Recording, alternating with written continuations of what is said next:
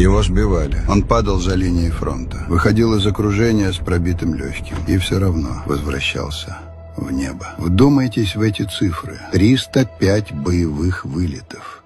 Это на штурмовике Ил-2. Статистика говорила, что пилот на этой машине живет в среднем 10 вылетов. Он обманул смерть 30 раз подряд. Немцы кричали в рацию «Ахтунг! Шварцер тот!», когда видели его силуэт. Он не просто бомбил землю, он умудрился сбить 7 вражеских истребителей, управляя тяжелым, неповоротливым летающим танком. Это считалось невозможным. Он дошел до Берлина, участвовал в параде Победы и стал единственным представителем своего народа, кто удостоился высшей награды не один, а дважды. Легенда авиации.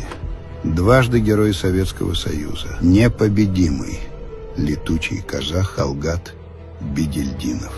Давайте почтим память легенды. Напишите в комментариях.